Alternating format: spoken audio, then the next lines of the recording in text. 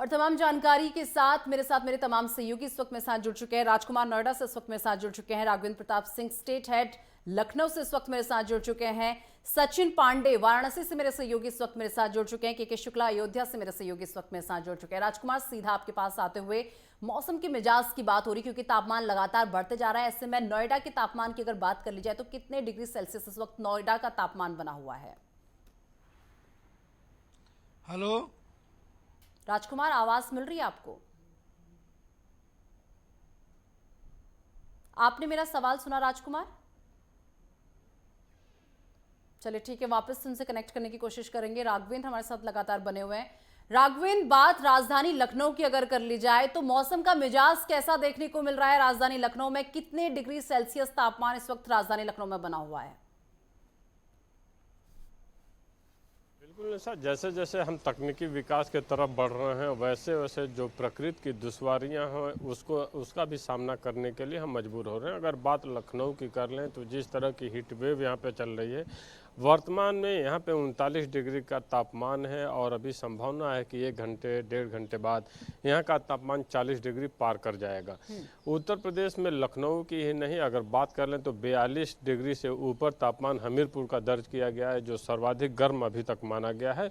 और उसके समीपवर्ती जिलों की बात कर लें, अगर हम फतेहपुर की बात कर लें, मिर्ज़ापुर की बात कर लें, सोनभद्र की बात कर लें, तो यहाँ तेज़ लू हवाएं चल रही हैं। वहाँ का भी तापमान 40 डिग्री के इर्द गिर्द पाया गया है। अगर लखनऊ के परिप्रेक्ष्य में समझना हो तो यहाँ का ऑफिस कल्चर जो है वो भी बाधित हो रहा है। यही नहीं, जो व्यवसाय करने वाले लोग हैं, स्कूली बच्चे जो हैं, वो भी गर्मी से परेशान हैं, क्योंकि 39 डिग्री 40 डिग्री का जो तापमान होता है वो बहुत गर्म भरा, उमस भरा हो जाता है। तो यहाँ भी हल्की लू के थपेड़ों का भी सामना आम नागरिकों को करना पड़ रहा है लखनऊ में, और इसके साथ साथ बढ़ता तापमान कार्य को भी बाधित कर रहा है। जिनसे ठीक है, चलिए वाराणसी से भी सचिन पांडे मेरे सहयोगी मेरे साथ बने हुए हैं। सचिन, कितना तापमान इस वक्त वाराणसी में देखने को मिल रहा है? कितने डिग्री सेल्सियस तापमान वाराणसी में बना हुआ है और गर्मी कितनी बढ़ती हुई नजर आ रही है? जी बिल्कुल निशा, अगर हम बात करें तापमान की तो तापमान उतना ही तेज है जितना कि अगर आप घर से बाहर निकल रहे हैं तो पैर और हाथ दोनों जलने लग रहे हैं। 44 डिग्री से ऊपर का इस समय का तापमान है और लगातार हल्की हल्की हवा भी है। लेकिन लगातार जो यहाँ पर डॉक्टर्स हैं, चाहे जितने भी अधिकारी, उन्होंने निर्देश भी दिए हैं कि जब कोई असत काम रहे तब यहाँ बाहर निकले, क्योंकि लगातार अगर आप गाड़ी से चल रहे हैं, बाइक से चल रहे हैं, तो आपके हाथ और पैर ऐसे लग रहे हैं कि जैसे कोई आपका गोला बह रहा हो। तो कह सकते हैं कि तापमान इस समय अपने चरम सीमा पर है। लगातार जो हवाएं हैं वो बहती हुई नजर आ रही है। इसको अब कह सकते हैं कि कुछ दिन के बाद ये हीट वेव का भी रूप लेती हुई नजर आएगी। तो लगातार जो तापमान है, क्योंकि अगर आप घर से बाहर निकल रहे हैं तो पानी का सेवन अधिक से अधिक करें, और अगर हो सके तो प्याज का भी सेवन करते हुए नजर आए, तो इससे आपकी जो है जान बचती हुई नजर आएगी। नहीं तो जो हीट वेव और तमाम जितनी चीजें चल रही है समय, जो लू की प्रकोप भी कहते हैं, वो भी समय दिख रहा है, नजर आ रहा है। तो कह सकते हैं कि इस समय जो लगातार जो यहाँ पर गर्मी है वो अपने चरम सीमा पर है। जी चलिए, इसी बीच गाजियाबाद से आकाश गर्ग ने भी हमें ज्वाइन कर लिया है, लेकिन उससे पहले राजकुमार, आपके पास आवाज मिल रही है? पहुंच पा रही मेरी आवाज? चलिए ठीक है, वापस से उनका मैं रुख करूंगी। के शुक्ला अयोध्या से मेरे सहयोगी बने हुए हैं। के शुक्ला, अयोध्या में कैसा दिख रहा है मौसम का मिजाज? कितनी गर्मी बढ़ती हुई नजर आ रही है? जी निशा जी, आपको बता दें अयोध्या में इस बार का टेम्परेचर बहुत अधिक है। इस समय का मौके पर टेम्परेचर 40 डिग्री सेल्सियस नापा जा रहा है। आपको हम बता दें गर्म हवाएं के साथ में तेज हवा भी चल रही है, जिसको लेकर के लोग लू को मार रहे हैं। लू से बचने के लिए छतरी का प्रयोग कर रहे हैं, अपने बदन को ढक रहे हैं, और बाहर निकलने से जब बाहर निकलने के लिए लोगों को मना किया जा रहा है लगातार। जब ज्यादा आवश्यकता हो तभी बाहर निकले, और जो तरल पदार्थ है उसका ज्यादा तक प्रयोग करें, जैसे ककड़ी हो गया, खीरा हो गया, जीरा का पानी हो गया, तरबूज हो गया। ये तरल पदार्थों का सेवन अवश्य करें, तभी हम लू से बच पाएंगे। और हरी मिर्च और क्या बोलते हैं, हरी मिर्च और प्याज का सेवन करने से भी लू से बचा जाता है। जैसे आपको बता दें कि इस बार 40 डिग्री टेम्परेचर अयोध्या में है, और अयोध्या में नहीं पूरे देश में इस समय विश्व में लगातार इतने गर्म हवाएं चल रही हैं, जिसको लेकर के लगातार डॉक्टरों द्वारा एक हेल्थ बुलेटिन जारी किया गया है कि अपने आप को बहुत ही खान पान से बचाव किया जाए और तरल पदार्थों का ज्यादा सेवन किया जाए। तेल मसाले वाली चीजें जो है उसे न किया जाए, नहीं तो डायरिया की संभावना बनी रहती है, जिसको लेकर के हम आपको बता दें कि 40% डिग्री जो इस समय टेम्परेचर है, जिसको लेकर के बच्चे जो स्कूली छात्र छात्राएं हैं उनको काफी अधिक दिक्कतों का सामना करना पड़ रहा है। विद्यालयों में जाना पड़ रहा है और बाहर निकलने से लोगों को बचाया जा रहा है, जिसको लेकर के छतरी का प्रयोग और गर्म हवाएं और लू से बचाने के लिए उनके गार्जियन विद्यालय के बाहर पहुंचकर छतरी और गर्म कपड़े से ढक करके उनको घर तक ले आ रहे हैं, ताकि उनको लू न लग पाए और अपने आप को सुरक्षित महसूस कर पाए। घर आने के बाद में डॉक्टर की यह सलाह जो हेल्थ बुलेटिन जारी किया गया है कि लगातार जो है गर्मी से घर पे आ रहे हैं तो आधे घंटे के बाद में पानी और नाश्ता कुछ किया जाए। इस प्रकार से लू से बचाव हो सकता है। अपने बॉडी को मेंटेन करने के लिए पानी अधिक से अधिक पिया जाए और लोगों को इस वजह से डॉक्टर की सलाह लगातार दी जा रही है। और आपको ये भी बता दें, अयोध्या जिले में इतना गर्म टेम्परेचर 40 डिग्री टेम्परेचर होने की वजह से लोग अपने आप को बचाते हुए नजर आ रहे हैं, कभी गमछे से, कभी छतरी से और कभी स्टॉल लगा करके छात्र छात्राएं विद्यालय जा रहे हैं और आ रहे हैं। जैसा कि आपको बता दें कि ऑफिस में भी लोग अपने आप को सुरक्षित महसूस कर पा रहे हैं, जिसको लेकर के अपने आप को बचाव के लिए तरल पदार्थों का सेवन कर रहे हैं और लगातार अपने आप को सुरक्षित महसूस करने के लिए अधिक पानी पी रहे हैं। ककड़ी, खीरा, जलजीरा का पानी, शिकंजी पी रहे हैं और छाया में ज्यादातर रह रहे हैं और पानी कम से कम 8 से 9 लीटर पानी पी रहे हैं, जिसको लेकर के अपने शरीर को ठंडा बनाए रखा जाए। गाजियाबाद से मेरे सहयोगी आकाश गर्ग भी काफी देर से मेरे साथ जुड़े हुए हैं। आकाश, मौसम में कितनी गर्मी महसूस हो रही है इस वक्त?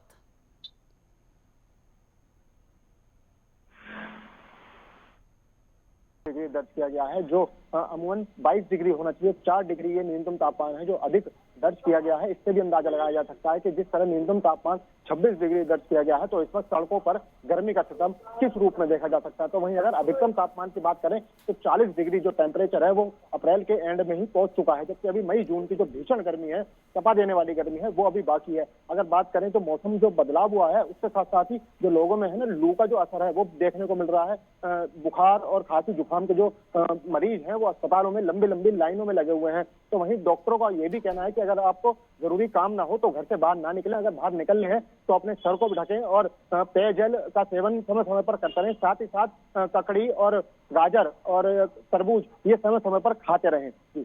ठीक है राघवेंद्र, सीधा आपके पास आते हुए देखिए, अगर अब बात सरकार की तरफ से जो सुविधाएं दी जा रही है उनकी कर ली जाए तो क्या क्या सुविधाएं सरकार की तरफ से दी जा रही है? क्योंकि देखिए एक नॉर्मल इंसान तो चीजों को अफोर्ड कर सकता है, लेकिन अगर एक सड़क पर रहने वाले व्यक्ति की अगर बात कर ली जाए तो उन लोगों को भी गर्मी लग रही है। ऐसे में सरकार की तरफ से क्या क्या सुविधाएं दी गई हैं? कोई शेल्टर होम्स वगैरह प्रोवाइड किए गए हैं या फिर कोई मशीन्स वगैरह या कुछ पानी पीने के पानी के लिए क्या क्या व्यवस्था यहाँ पर की गई हैं?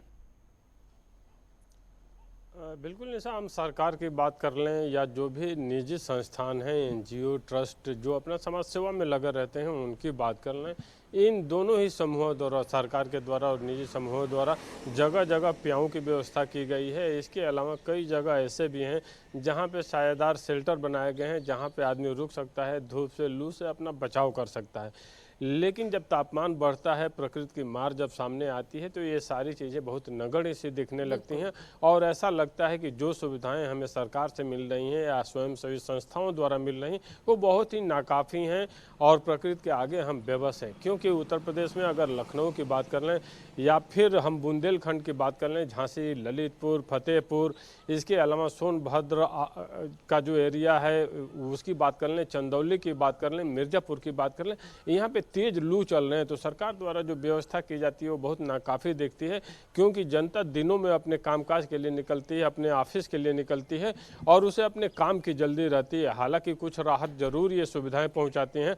अगर जगह जगह प्याऊ की व्यवस्था है, व्यक्ति को पानी मिल जाता है तो कहीं ना कहीं इस लू से अपना बचाव करने में काफ़ी मददगार साबित हो जाती है। इसके अलावा जो शेल्टर होम है उसमें रुकने से भी गर्मी से कुछ निजात मिल जाता है। लेकिन अगर हम बात करते हैं कि क्या ये सुविधाएं जो मिल रही हैं वो पर्याप्त हैं, तो उत्तर मिलता है कि नहीं, ये पर्याप्त नहीं है। बढ़ती गर्मी ये दिखाता है कि अगर आपको बचना है तो आपको अपनी सुविधाएं खुद लेकर चलनी पड़ेगी। आप छतरी का प्रयोग करिए या गाड़ी से जा रहे हैं तो टेम्परेचर भी उतना ही मेंटेन रखिए जितना बाहर और अंदर के टेम्परेचर में बहुत ज़्यादा अंतर न हो, क्योंकि जब तापमान का बहुत घटना और बढ़ना आपके शरीर के लिए नुकसानदायक साबित होता है और आपको अस्वस्थ करता है। तो एक तरह से उत्तर प्रदेश सरकार द्वारा सुविधाएं तो मुहैया कराई जा रही हैं, लेकिन उन सुविधाओं से सारे नागरिकों को राहत मिल जाए ऐसा नहीं कहा जा सकता। हालांकि सरकार अपना प्रयास कर रही है और स्वयंसेवी संस्थाएं अपना प्रयास कर रही हैं और जो जनता है वो अपने काम में है और प्रकृति द्वारा जो ये लू की जो बढ़ते तापमान की समस्या सामने आई है उसको फेस कर रही है और उसका सामना करते हुए, संघर्ष करते हुए अपने दैनिक कार्यों में ज्यादा लगी हुई है कि सुविधाएं जरूर दी जा रही है लेकिन वो नामात्र की जैसी साबित हो रही हैं। चलिए ठीक है, राजकुमार मेरे सहयोगी मेरे साथ लगातार बने हुए हैं। राजकुमार, नोएडा की अगर बात कर ली जाए तो कितनी गर्मी महसूस हो रही है इस वक्त मौसम में, और तापमान की अगर बात कर ली जाए तो कितने डिग्री सेल्सियस पर बना हुआ है तापमान? देखिए निशा, जहां मैं खड़ा हुआ हूं ये इस समय सेक्टर 18 है और इसको नोएडा का कनॉट प्लेस माना जाता है। और एनसीआर में यदि बात करें तो राष्ट्रीय राजधानी क्षेत्र में बहुत सारे युवा ऐसे हैं कि जो यहाँ के मॉलों में अपनी पार्टीज करने के लिए आते हैं। यहाँ का टेम्परेचर तकरीबन 40 डिग्री सेल्सियस के आसपास इस समय है। क्योंकि मैं यहाँ छाया में खड़ा हुआ हूँ, सड़कों पे जो वाहन हैं, जो वाहन सुबह और शाम के समय में निकलते हैं उसकी अपेक्षा में इस समय वाहनों का आवागमन कम है।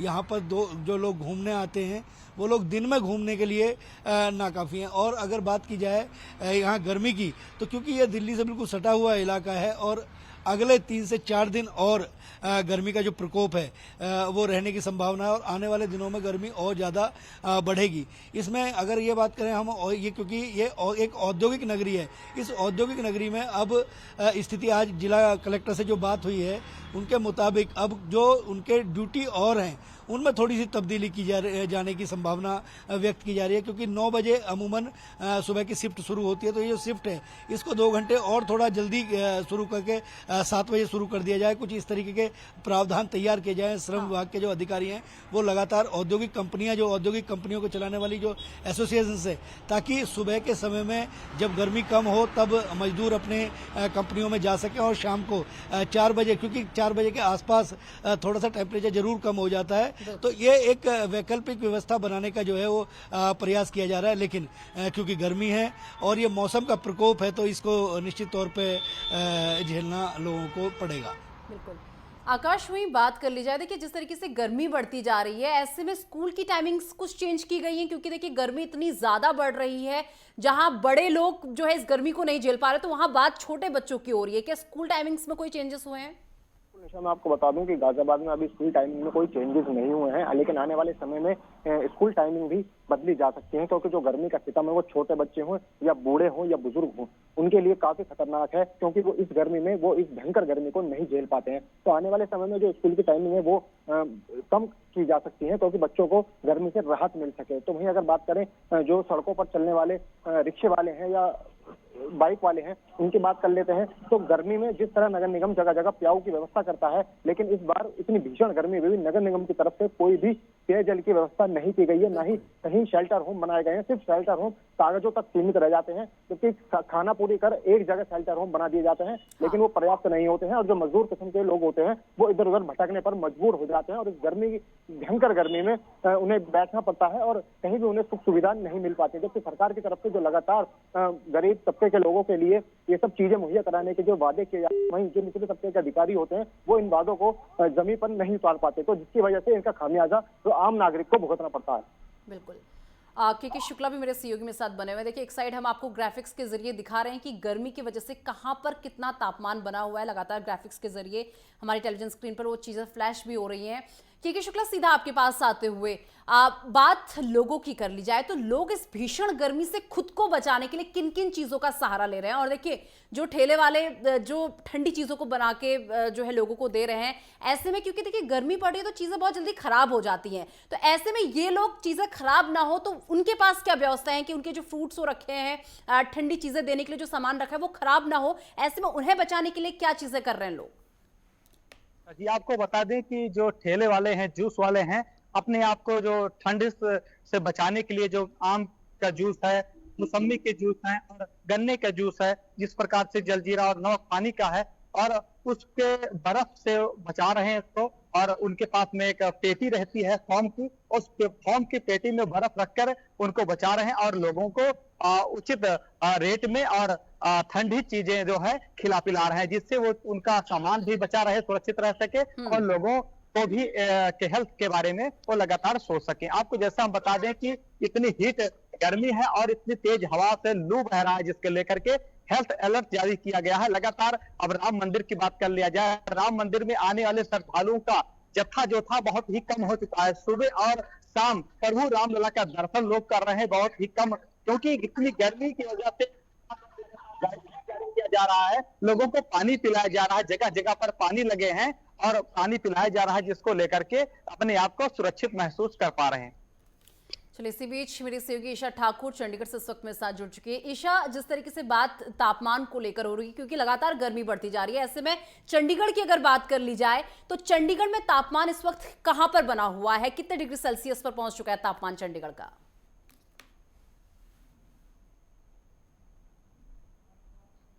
ईशा, आवाज मिल रही है आपको? ईशा, आपको आवाज मिल रही है मेरी? हेलो। हाँ, आवाज मिल रही है ईशा आपको मेरी? ओके जी। ईशा, मेरा सवाल ये था कि इस वक्त चंडीगढ़ का तापमान कितने डिग्री सेल्सियस पर बना हुआ है?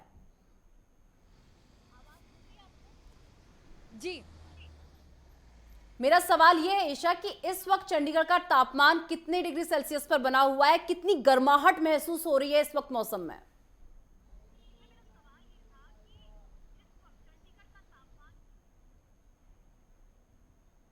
देखिए, जिस तरीके से अगर हम पंजाब, हरियाणा, चंडीगढ़ की बात करें तो यहाँ पर तापमान लगातार बढ़ता जा रहा है। इस वक्त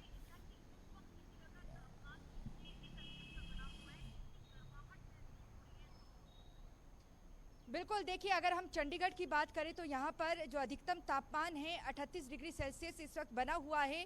वहीं अगर हम पंजाब की बात करें तो पंजाब का भटिंडा सबसे ज़्यादा गर्म है, जहाँ पर अधिकतम तापमान 42.5 डिग्री सेल्सियस बना हुआ है। दूसरी तरफ अगर हम हरियाणा की बात करें तो हरियाणा का सिरसा सबसे ज़्यादा गर्म है, जहां पर अधिकतम तापमान 42.4 डिग्री सेल्सियस यहां पर बना हुआ है। और आने वाले दिनों में देखिए, मौसम विभाग की तरफ से दोबारा से अपडेट यहां पर किया गया है।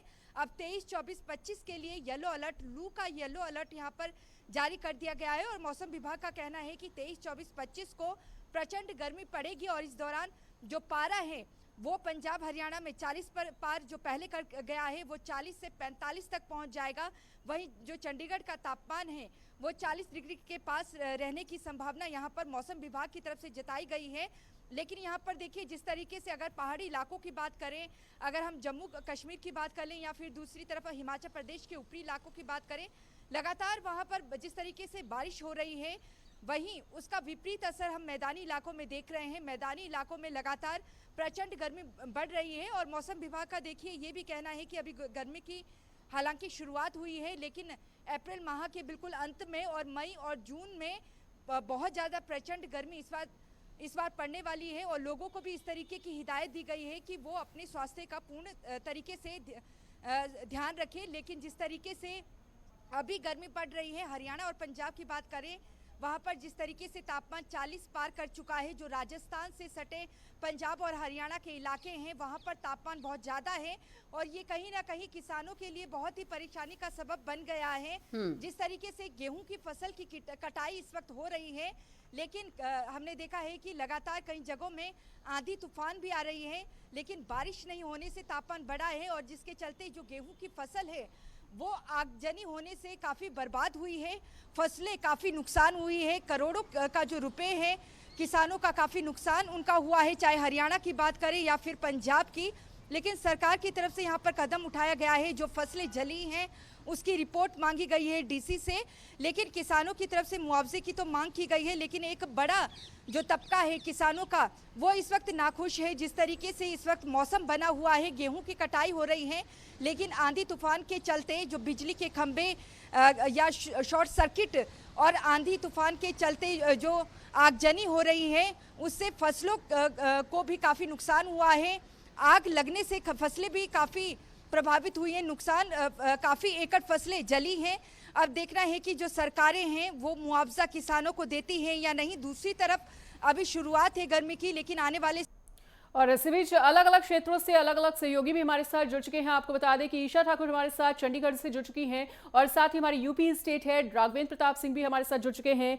वहीं देहरादून से तुषार गुप्ता हमारे साथ जुड़ चुके हैं और आकाश गर्ग गाजियाबाद से हमारे साथ बने हुए हैं। तो सबसे पहले राघवेंद्र, आपके पास आते हुए, देखिए अगर उत्तर प्रदेश की बात करें तो लोग गर्मी से पूरी तरह से बेहाल है। राघवेंद्र, ऐसे में गर्मी को लेकर, मौसम को लेकर क्या कुछ अपडेट देना चाहेंगे और मौसम विभाग का क्या कुछ कहना कि कब तक इस गर्मी से परेशान होना पड़ेगा उत्तर प्रदेश के लोगों को? बिल्कुल मनीषा, जिस तरह से मौसम विभाग ने अपने निर्देश जारी किए हैं और जो अलर्ट जारी हुआ उसमें गाजियाबाद, आगरा, मथुरा, अलीगढ़ एरिया सर्वाधिक गर्म माना गया। वहीं सहारनपुर, बिजनौर, पीलीभीत को गर्म माना गया। अगर इधर पूर्वांचल बेल्ट में आए तो गोरखपुर, बलरामपुर, सिद्धार्थनगर, अयोध्या, बहराइच, श्रावस्ती को गर्म माना गया। साथ में गोंडा को भी सर्वाधिक गर्म की श्रेणी में रखा गया। वहीं अगर बुंदेलखंड की बात कर लें तो फतेहपुर है, उसके अलावा मिर्जापुर है, सोनभद्र है, यहाँ तक कि प्रयागराज को भी और कौशाम्बी को भी गर्म जिलों में शामिल किया गया। वहीं झांसी और ललितपुर को भी गर्म जिलों में शामिल किया, जहां का तापमान 38 डिग्री से लेकर 42 डिग्री तक माना गया है। अगर हम बुंदेलखंड की बात कर लें तो वहां पे हमीरपुर में तापमान 43 डिग्री के साथ सर्वाधिक गर्म जिलों में शामिल किया गया। तो एक तरह से कहा जा सकता है कि जो लू का प्रकोप है और जो तपिश भरी गर्मी है, एक तरह से समूचा उत्तर प्रदेश ही उसकी चपेट में है। और अगर कुछ जिलों की बात कर लें तो 10 जिलों में खास करके अलर्ट जारी किया गया है, जिसमें बुंदेलखंड के कुछ जिले हैं और कुछ पूर्वांचल के जिले हैं। साथ में अगर पश्चिमांचल की बात कर लें तो सहारनपुर को, आगरा को और गाजियाबाद, अलीगढ़ को भी उसमें रखा गया है। तो एक तरह से कहा जा सकता है कि मौसम की मार को पूरा उत्तर प्रदेश वासी ही इस समय झेल रहे हैं और जो भी जनता है वो गर्मी की तपिश से इस समय परेशान है और सारे कार्य भी उसके बाधित हैं। बिल्कुल आकाश, आपके पास आना चाहेंगे, चाहे गाजियाबाद की देखिए बात कर ले, चाहे गाजियाबाद से सटे हुए नोएडा की बात करें, चाहे संपूर्ण एनसीआर क्षेत्र की बात करें। देखिए, एक तो गर्मी की मार और दूसरी तरफ से पॉल्यूशन भी भरमार, ये जो दोहरी मार दिल्ली एनसीआर की जनता पर पड़ रही है, इसको लेकर मौसम विभाग का क्या कुछ कहना और प्रशासनिक स्तर पर किस कदर कदम उठाए जा रहे हैं? बता दूं कि अप्रैल के एंड में जिस तरह की भयानक गर्मी देखने को मिल रही है, अभी मई जून की तपा देने वाली गर्मी बाकी है, जिसे सहन कर पाना आदमी के लिए बहुत ही मुश्किल होगा। लेकिन अगर बात करें प्रशासन की, तो प्रशासन ने जो अलर्ट जारी किया है उसमें बताया गया है कि अगर किसी व्यक्ति को जरूरी काम ना हो तो वो घर से बाहर ना निकले। अगर किसी भी सूरत में वो घर से बाहर निकल भी रहा है तो अपने सिर को ढककर रखें और धूप में जाने से बचें और समय समय पर पेयजल का इस्तेमाल करते रहें। साथ ही साथ जो खीरा है, ककड़ी है, तरबूज है, इनका भी सेवन लगातार करते रहें और इस भयंकर गर्मी में बच्चों और बुजुर्गों को घर से बाहर ना निकलने दें। तो वहीं अगर बात करें प्रशासन की, तो प्रशासन ने इस भीषण गर्मी में किसी भी तरह के अभी पेयजल या फिर हैंडपंप जो है उन्हें दुरुस्त नहीं किए गए हैं। जगह जगह पर देखा जाता है कि भीषण गर्मी में मटके लगाए जाते हैं, नलकूप लगाए जाते हैं, ताकि जो मजदूर तबके के लोग हैं या फिर सड़कों पर चलने वाले लोग हैं वो उस मटके से या नलकूप से पानी पीकर अपनी प्यास बुझा सके। लेकिन अभी तक जो निगम है वो अभी चेताया नहीं है। तो वहीं जो शेल्टर होम है, जो मजदूर तबके के लोग हैं जो भीषण गर्मी में उन्हें सिर्फ छुपाने के लिए जगह नहीं मिलती है, उनके लिए भी किसी भी तरह के शेल्टर होम का अभी भी बनाए नहीं गए हैं। तो वहीं जो ये शेल्टर होम है वो सिर्फ कागजी कार्रवाई तक ही सीमित है, जमीनी स्तर पर अभी उन्हें उतारा नहीं गया है। बिल्कुल तुषार, आपके पास आना चाहेंगे। देखिए, पहाड़ी इलाकों में जिस तरह से गर्मी पड़ रही है, ये वहां के अगर वातावरण के हिसाब से देखा जाए या पर्यावरण के हिसाब से देखा जाए तो ये अनुकूल मौसम नहीं माना जा रहा है। तो इस भीषण गर्मी से पहाड़ों को क्या नुकसान पहुंच रहा है और मैदानी इलाकों में किस तरह से गर्मी का असर देखने को मिल रहा है? देखिए, बिल्कुल अगर उत्तराखंड की बात की जाए तो यहाँ पर जो भौगोलिक स्थिति है वो काफ़ी अलग है बाकी राज्यों से, क्योंकि हिमालय से सटा हुआ राज्य है और कई चैलेंजेस हमें देखने को मिलते हैं, चाहे वो गर्मी का मौसम हो या फिर बरसात या सर्दियों का मौसम हो। गर्मियों में यहाँ पर मैदानी क्षेत्रों में जो गर्म हवाएं हैं, हीट जिसे कहा जाता है, हीट वेव्स, वो चलती हुई नज़र आती है। वहीं पहाड़ी इलाकों में अगर बात की जाए तो इतना प्रभाव देखने को नहीं मिलता। अप्रैल की बात की जाए तो सामान्य से अधिक बरसात यहाँ पर देखने को मिल चुकी है। अब जो अप्रैल का दूसरा हफ्ता था अच्छी खासी बरसात यहाँ पर देखने को मिली, जिससे कहीं ना कहीं जो अप्रैल का जो बरसात का कहा जाए परसेंटेज था वो पूरा हो चुका है। तो कहीं ना कहीं मौसम के लिहाज से फिलहाल जो मौसम है सूक्ष्म बना हुआ है। 19 और 20 का भी यहाँ पर अलर्ट जारी किया गया था कि कई जिलों में यहाँ पर बरसात देखने को मिल सकती है, तेज़ हवाएं चल सकती हैं और आकाशीय बिजली का यहाँ पर ऑरेंज अलर्ट जारी किया गया था। मैदानी क्षेत्रों में अगर बात की जाए इस अलर्ट का, बिल्कुल जो भविष्यवाणी की गई थी मौसम विभाग द्वारा वो बिल्कुल विफल हुई है, क्योंकि इस तरह का मौसम देखने को नहीं मिला। हल्की हल्की जो कहा जा सकता है बादल हैं वो देखने को मिले थे। अगर रविवार की बात की जाए तो देहरादून में 35 जो डिग्री है अधिकतम तापमान देखने को मिला और न्यूनतम 20 के करीब देखने को मिला। तो कहा जा सकता है कि जो गर्मी है बादलों की वजह से जो उमस है वो लोगों को महसूस हो रही है मैदानी क्षेत्रों में। पर्वतीय क्षेत्रों में अगर बात की जाए तो कुछ मौसम ने करवट ली थी, हल्की हल्की बरसात कई क्षेत्रों में देखने को मिली और आज भी ये अलर्ट है कि जो उत्तरकाशी है, रुद्रप्रयाग है और चमोली है और पिथौरागढ़ है, 4 जिलों में हल्की फुल्की बरसात यहाँ पर देखने को मिल सकती है। और बाकी जो मैदानी क्षेत्र हैं, अगर देहरादून की बात करूँ तो अभी भी जो काले बादल हैं वो आसमान में छाए हुए हैं। हल्की धूप के साथ जो लुका छुपी है वो चलती हुई नज़र आ रही है और माना जा रहा है, संभावना है कि जो 19 और 20 का जो अलर्ट जारी किया गया था उसमें जो मौसम के परिवर्तन की बात की जा रही थी पश्चिमी विक्षोभ की, वो अब थोड़ा चेंजेस देखने को मिल सकती है, जिसके बाद हल्की बरसात यहाँ पर हो सकती है, जिससे तापमान में गिरावट देखने को मिल सकती है। फिलहाल मौसम सूक्ष्म बताया जा रहा है कि 22 अप्रैल तक इसी तरह रहने वाला है और उसके बाद जो गर्मी है वो सता सकती है उत्तराखंड वासियों को। और मानसून की भी अगर इस बार बात की जाए तो ये उम्मीद जताई जा रही है कि 100 से अधिक यानी कि सामान्य से 5% अधिक बरसात इस बार देखने को मिल सकती है। तो कहीं ना कहीं जो बारिश का मौसम है वो प्री मानसून अगर कहा जाए मार्च से लेकर मई से तक होता है, वो उसके असर देखने को मिल रहे हैं। और अगर अत्यधिक बरसात यहाँ पर होती है तो उससे कहीं ना कहीं चैलेंजेस भी देखने को मिलते हैं। लेकिन भीषण गर्मी की जिस तरह से बात हो रही है वो हरिद्वार, उधम सिंह नगर, इन क्षेत्र के लोगों को सहनी पड़ रही है। जो गर्म हवाएं हैं वहाँ चलती हुई नज़र आ रही है। वहाँ 36 के आसपास जो पारा है वो पहुँचता हुआ नज़र आ रहा है, जिससे कहीं ना कहीं समस्या वहाँ पर हो रही है। लेकिन देहरादून और पर्वतीय क्षेत्र या फिर नैनीताल इन क्षेत्रों की बात की जाए तो यहाँ पर मौसम सूक्ष्म बना हुआ है। जी ठीक है ईशा, अगर चंडीगढ़ की बात करें, पंजाब की बात करें तो यहाँ पर भी गर्मी से लोग बेहाल नजर आ रहे हैं। ऐसे में मौसम विभाग की तरफ से क्या कुछ एडवाइजरी जारी की गई है मौसम को लेकर? आपके पास क्या कुछ अपडेट?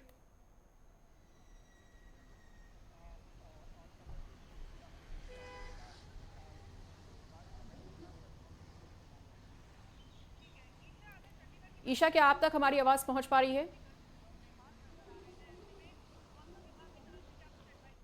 लू का अलर्ट जारी किया गया था पंजाब, हरियाणा और चंडीगढ़ में, लेकिन उसके बाद अभी दोपहर के 3 बज रहे हैं, दोबारा से अपडेट किया गया है। सबसे पहले मैं यहाँ पे दिखाना चाहूंगी जूम करके, आप देख सकते हैं। आप देखिए 4 दिनों का हीट वेव का अलर्ट यहाँ पर मौसम विभाग की तरफ से जारी कर दिया गया है। ये मौसम विभाग की तरफ से जानकारी 25 को लेकर लू का अलर्ट जारी किया गया था पंजाब, हरियाणा और चंडीगढ़ में, लेकिन उसके बाद अभी दोपहर के 3 बज रहे हैं, दोबारा से अपडेट किया गया है। सबसे पहले मैं यहाँ पे दिखाना चाहूंगी जूम करके, आप देख सकते हैं। आप देखिए 4 दिनों का हीट वेव का अलर्ट यहाँ पर मौसम विभाग की तरफ से जारी कर दिया गया है। ये मौसम विभाग की तरफ से जानकारी साझा की गई है और अभी ये अपडेट किया गया है वेदर। और आप देखिए कि 22, 23, 24, 25 4 दिनों का हीट वेव का येलो अलर्ट है और लोगों को भी सतर्क रहने के लिए यहाँ पर कहा गया है। लेकिन इस वक्त की अगर मौजूदा स्थिति की बात करें तो जिस तरीके से मौसम चंडीगढ़ में भी यहाँ पर बना हुआ है, लगातार बीच बीच में लू अभी भी चल रही है। जो टेम्परेचर है, अधिकतम तापमान 38 डिग्री सेल्सियस के करीब पहुँच गया है। वहीं पंजाब की बात करें तो पंजाब में 43 डिग्री तक भटिंडा का तापमान पहुंच गया है।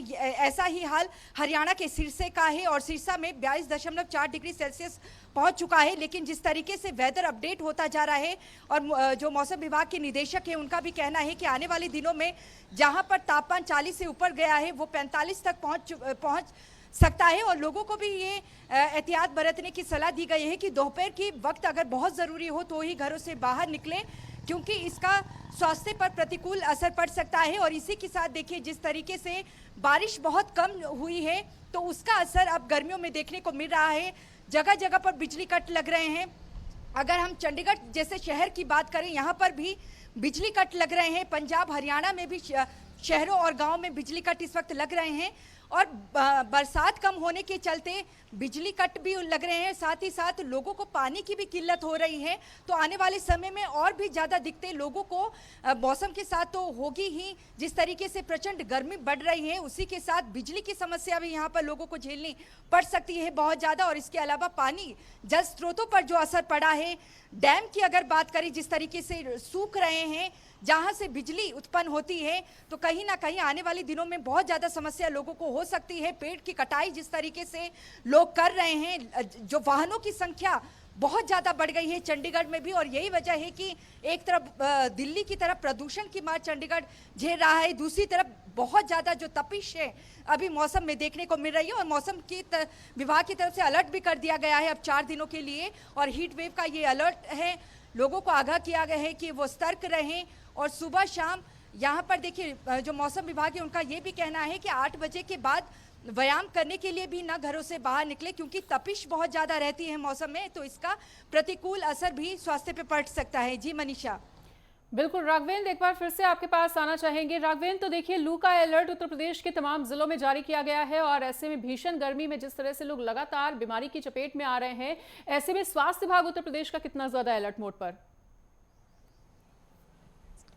बिल्कुल मनीषा, अगर स्वास्थ्य विभाग की बात करें तो उसकी जो तैयारियां होती हैं कि वो सरकारी अस्पतालों में ORS घोल की व्यवस्था की जाती है या डॉक्टर इलेक्ट्रॉल उन्हें बांटते हैं, तो गरीबों के लिए या आम नागरिकों के लिए ये सारी व्यवस्थाएं हैं। लेकिन अगर आपको लू से बचना है, गर्मी से बचना है, तो आपको अपनी व्यवस्था खुद करनी पड़ती है कि कैसे आप सायेदार जगहों पर रहें। इसके अलावा जो भी आपका पहनावा फुल बाजू का हो ताकि लू आपके शरीर में सीधे न लगे। इसके अलावा जो भी रैन बसेरे बने हुए हैं या जो भी शेल्टर बने हुए हैं वहाँ आप आराम कर लें और ठंडे पेय पदार्थों का आप सेवन करते रहें, या जो भी ठंडे फल हैं, जो मौसमी फल हैं गर्मी में जो खाए जाते हैं उनका आप सेवन करते रहें। तो स्वास्थ्य विभाग की जो अपनी मूलभूत तैयारियां होती हैं, सफाई की व्यवस्था करना, ORS घोल की व्यवस्था रखना, इलेक्ट्रॉल की व्यवस्था रखना, और अगर कुछ प्रकरण में अगर भयंकर गर्मी में जब डायरिया या अन्य उल्टी दस्त वाली जो शिकायतें आती हैं तो अस्पतालों में वो व्यवस्था है कि किसी भी पेशेंट को ज़्यादा परेशान न होना पड़े और सबको बेड की व्यवस्था रहे। तो स्वास्थ्य विभाग अपनी तैयारी किया है, लेकिन चूंकि उत्तर प्रदेश का जो भौगोलिक समीकरण है वो अलग अलग क्षेत्रों में अलग अलग है। कहीं का जल स्रोत बहुत नीचे होता है, कहीं पे वन क्षेत्र इतना कम है कि वहाँ गर्मी और लू के थपेड़े बहुत ज़्यादा होते हैं। तो स्वास्थ्य विभाग अपनी तैयारी किया है और सरकार की अपनी तैयारियां हैं, लेकिन आम नागरिकों को सोचना होगा कि अगर इस गर्मी से, इस लू से बचना है तो कैसे बचेगा, उसकी अपनी तैयारी खुद ही उसे करनी पड़ेगी। ठीक है, सभी सहयोगियों का हमारे साथ जुड़ने के लिए, तमाम जानकारी को साझा करने के लिए बहुत बहुत शुक्रिया। तो देखिए गर्मी से लोग पूरी तरह से प्रभावित हो रहे हैं और जनजीवन भी पूरी तरह से अस्त व्यस्त हो गया है।